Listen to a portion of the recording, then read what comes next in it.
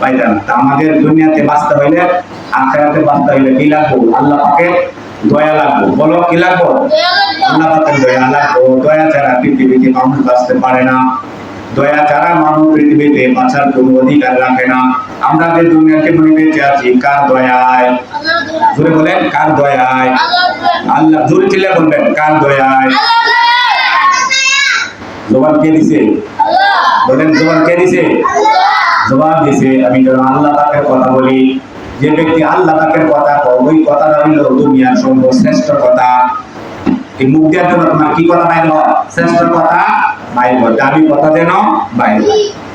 এই জন্য তুমি যদি আল্লাহ দয়া পেতে চাও, তাহলে এই সমস্ত কাজগুলি, যেমন মুরব্বীদের সাথে বেয়াদবি করা, আলেম ওলামার সাথে বেয়াদবি করা, মসজিদ মাদ্রাসার সাথে বেয়াদবি করা, আলেম ওলামার লগে হইয়া সমালোচনা করা, এগুলি করলে মানুষ কি হয়?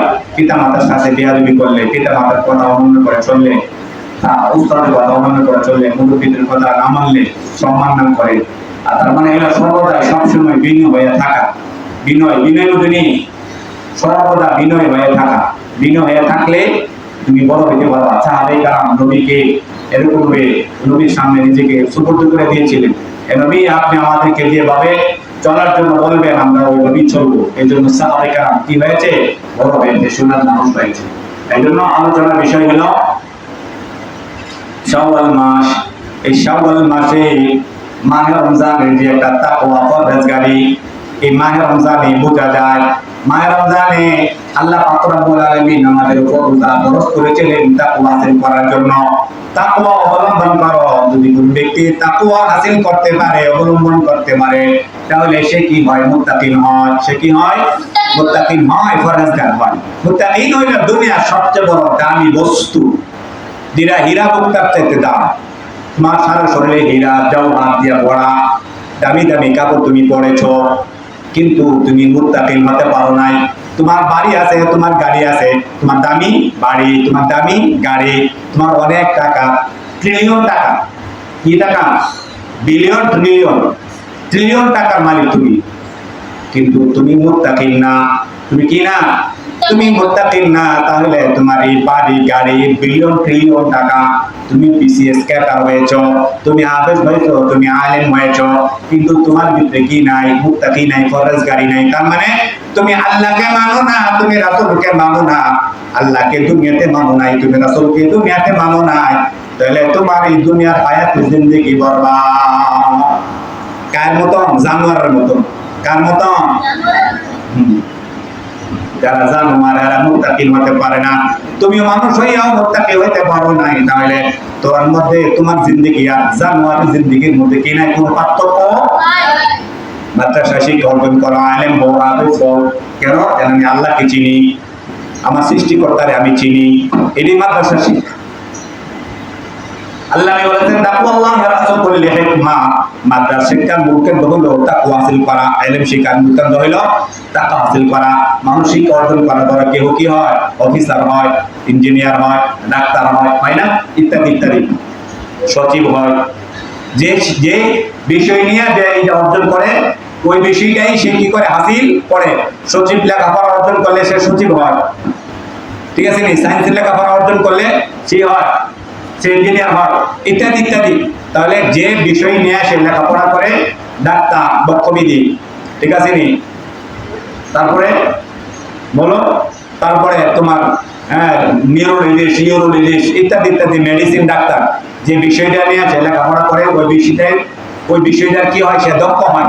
এই জন্য যারা মাদ্রাসায় পড়াশোনা করে, এই মাদ্রাসায় পড়াশোনার মূল শিক্ষা হলো, মূল বিষয়টা হলো তাকওয়া হাসিল করা। কি হাসিল করা? তাকওয়া হাসিল করা, মুত্তাকিন হওয়া। তুমি যদি আলেম হওয়ার পর ইলম অর্জন করেছো, আলেম হয়েছো, কিন্তু তোমার ভিতরে আমল নাই, তোমার মধ্যে কি নাই?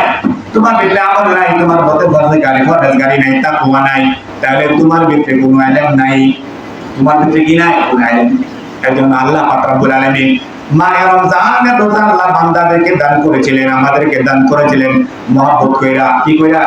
মহব্বত কইরা, ভালোবাসা, আদর কইরা, মায়া কইরা, দয়া কইরা আমি তোমাদেরকে রমজান মাসে রোজা দান করেছি।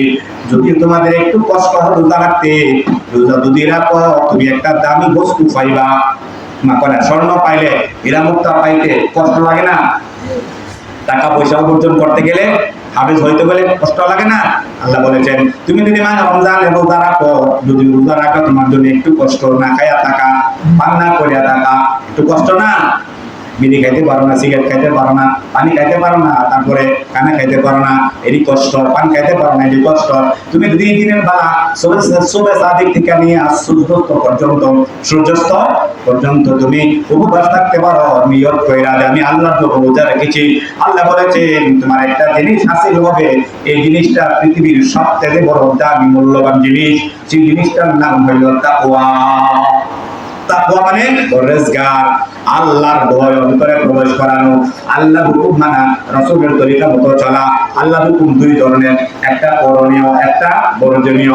রমজান মাসে রোজা আল্লাহ বলেছেন তুমি রোজা রাখো, খানা খাইও না, এটা হলো বর্জনীয়, তুমি পান করিও না, এটা হলো বর্জনীয়। আল্লাহর আদেশ কয় প্রকার? বলেন দুই প্রকার। কয় প্রকার? আল্লাহর হুকুম কয় প্রকার?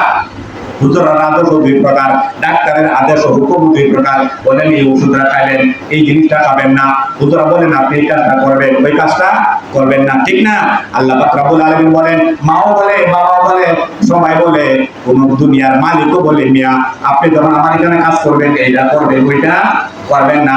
আল্লাহ পাকের আদেশ দুই প্রকার, একটা করণীয় আর একটা বর্জনীয়। যদি করাটা করে বর্জনীয়টা বর্জন করে না, তাহলে সে কি মালিকের আদেশে পালন করলো, হুজুরের আদেশ পালন করলো, তাহলে সেই জন্য পালনই করলো না। এই জন্য রব্বে কারীম বলেন আমি দুনিয়াতে মাহে রমজান রোজা ফরজ করেছি, যদি রোজা করে রাখতে পারো তাহলে একটা জিনিস পাইবা, বড় দামি জিনিস। এই জিনিসটা যদি তুমি পাইয়া যাও তাহলে তোমার দুনিয়ার জীবন সফল কাম হবে, দুনিয়ার জীবন সার্থক হবে, আখিরাতের জীবন সার্থক হবে। যদিও তুমি দুনিয়ার জীবনে একেবারে গরিব, একদম গরিব। জিনিসটার নাম পরহেজগার। বলেন জিনিসটার নাম মুত্তাকিন। এই শাওয়াল মাসে তুমি মুত্তাকিন হয়েছো কিনা, তুমি আল্লাহ পাকের আদেশ এবং নিষেধ মাহে রমজান তুমি রোজা রেখেছো কিনা। এই মাহে রমজানের পরে শাওয়াল মাস, এই শাওয়াল মাসে বোঝা যাবে তোমার মুত্তাকিন কতটুকু নামাজ পড়ো, কতটুকু তুমি মসজিদে আসো, শাওয়াল মাসের 6টি রোজা তুমি রাখো কিনা। আল্লাহ নেই বলেছেন মাহে রমজানে যদি 6টি রোজা কোনো ব্যক্তি রাখে, মান সামা রমাদান থুম্মা আতবাহু সিত্তাম মিন শাওয়াল কানা কাসিয়ামিদ দাহরি কুল্লিহি। মাহে রমজানের 30 রোজা আর শাওয়ালের 6 রোজা, 6 দিয়া যদি আপনি 10 দিয়া গুণেন, আল্লাহ পাক রব্বুল আলামিন বলেন যদি কোনো ব্যক্তি একটা আমল করে, একটা কোরআনের আয়াত পড়ে, আলিফ লাম, আলিফ পড়ে, কি পড়ে? আলিফ পড়ে, লাম পড়ে, মিম পড়ে, একটা হরফের সওয়াব আল্লাহ পাক কয় গুণ দান করে? 10 গুণ। কয় গুণ? একে কত? 10। আল্লাহ বলেন যে যদি ব্যক্তি বান্দা যদি একটা নেক আমল করে, আমি আল্লাহ পাক বান্দার উপরে এত দয়া, এত মায়া, এত ভালোবাসি, বান্দার এত মহব্বত করি, একটা নেক আমল করলে